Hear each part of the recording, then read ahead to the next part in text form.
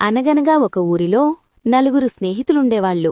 వాళ్ళ పేర్లు టమాటా, ఉల్లిపాయ, పచ్చిమిరపకాయ, ఐస్ క్రీం. ఈ 4 మంచి స్నేహితులు.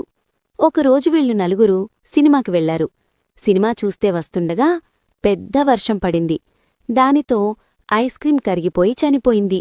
అది చూసి ఉల్లిపాయ, టమాటా, పచ్చిమిరపకాయ ముగ్గురూ ఏడుస్తున్నారు. కాసేపు తర్వాత మళ్లీ నడుచుకుంటూ వెళ్తున్నారు.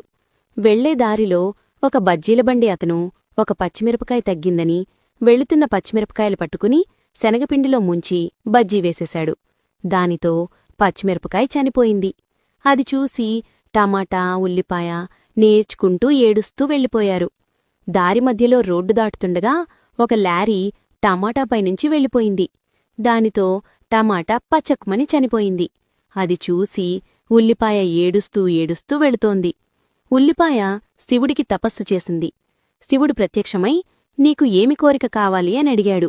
దానికి ఉల్లిపాయ, స్వామీ, ఐస్ క్రీం చనిపోతే పచ్చిమిరపకాయ, టమాటా, నేను ముగ్గురం ఏడిచాము.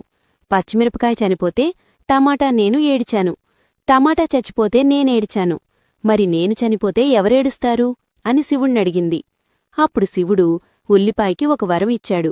నిన్ను ఎవరైతే కోస్తూ ఉంటారో వాళ్లు కూడా కళ్లంట నీళ్లు వస్తాయి అని వరమిచ్చాడు. అందుకని అప్పట్నుంచి ఎవరు ఉల్లిపాయ కోసినా వాళ్లకి కళ్లంట నీళ్లు వస్తాయి. Download ShareChat.